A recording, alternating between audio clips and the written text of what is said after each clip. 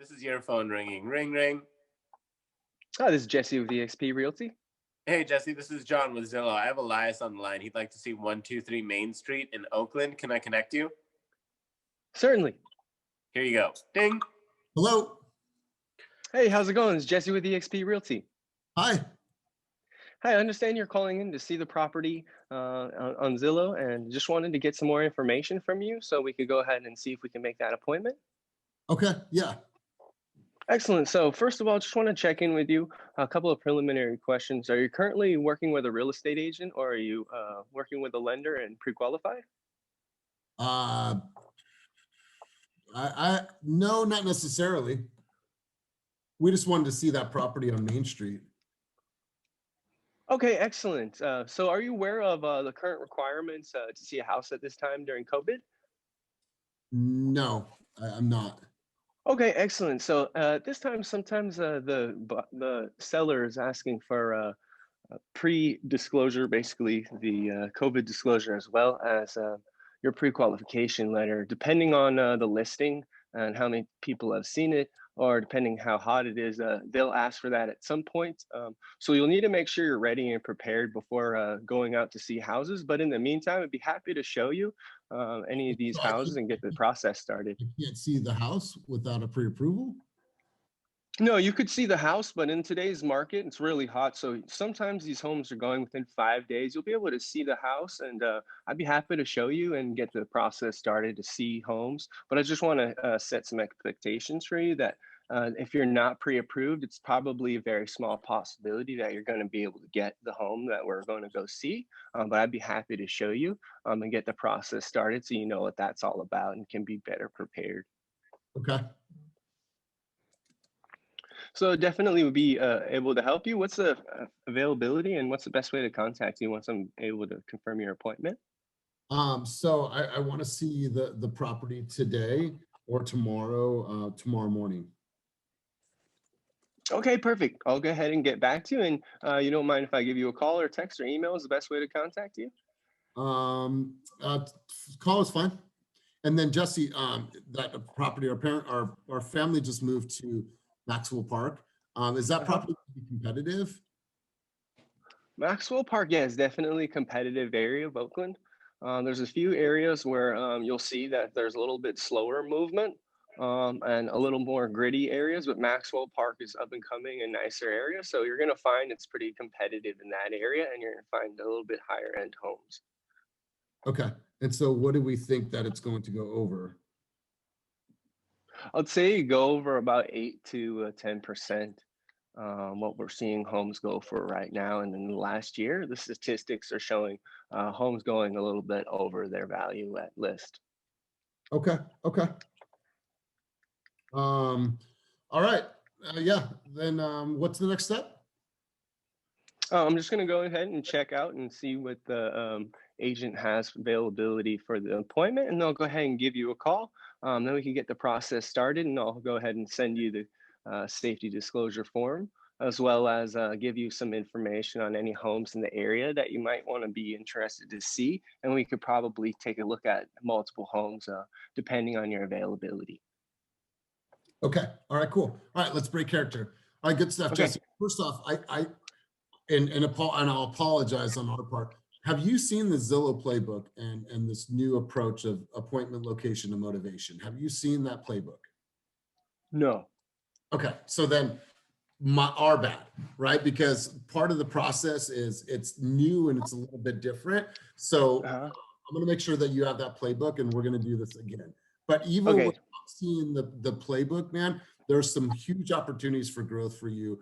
When you started the conversation, the very first question that you asked me, and I don't care if this is a Zillow Flex lead or this is not a Zillow Flex lead, the very first question you asked me was not warm at all, right? You said, are you with an agent and are you pre-approved, right? It's like, well, I was just calling in to see 123 Main Street, and you're saying, well, do you have an agent and are you pre-approved? Like that never be the first question that you ask somebody. Okay. Right? You're calling in to see the property. What we're doing is we're assuming that we're going to close for the appointment right there. Wonderful, Jesse. Yeah. Let's go ahead and set up a time. I'm going to check with seller availability, and I'll be able to get right to you. So asking that question. And then it felt like there were so many rules early on, right? Repeat and procedures and this. And like, I felt that there was just like, it was roadblocks for me to even get to an appointment when I was just calling you to book an appointment. I felt like it was challenging to get to an appointment, right? And so it's invite them in first, right? Wonderful, Jesse. Let me go ahead and check for seller availability. Wonderful. Let me check that. I'll be able to get right back to you. And just tell me a little bit about where you're at in the home buying journey. Perfect. Okay. Wonderful. Now that I have you in Maxwell Park, I want you to carve out about an hour of time afterwards so we can go see some other homes that fit that same criteria to make the best use of your time while you're in that area. Let me do this. Let me check with seller availability and I'll get right back to you. Is this the best number to reach you at?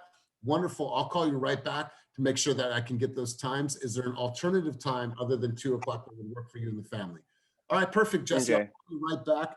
And then like, that's the style and that's the flow. I felt like put up roadblocks that aren't necessary to have up, regardless of you seeing the playbook or not. I want this is tough for me to hear and John to hear because I felt like there was too many roadblocks from the initial conversation, right? And invite them in, meet them where they are. They want to see a property. We're gonna show them that property, right? Okay. I felt like you put too many walls up. Yeah, the approach, it was different. And that approach changed over time as I was going through last year. And part of it had to do with what the percentage of leads that were actually prepared that I was showing houses to. And I showed like so many houses and like literally 75% of the people weren't prepared.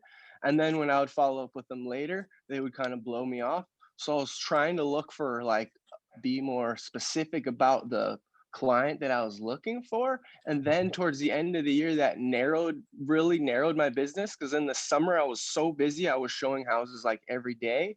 And I got into contract twice. And then towards like the fall, I was kind of getting burned out and trying to figure out how to differentiate after I talked with you about adding value. I was also trying to figure out how I could best use my time. And I think that developed into me having trouble turning leads. And that's really good feedback because I really appreciate it. Yeah. And I should know more about the playbook, and your advice is like spot on.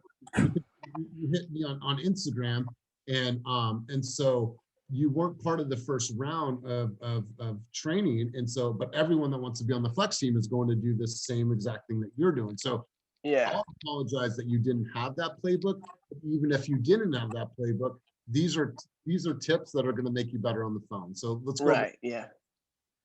Yeah.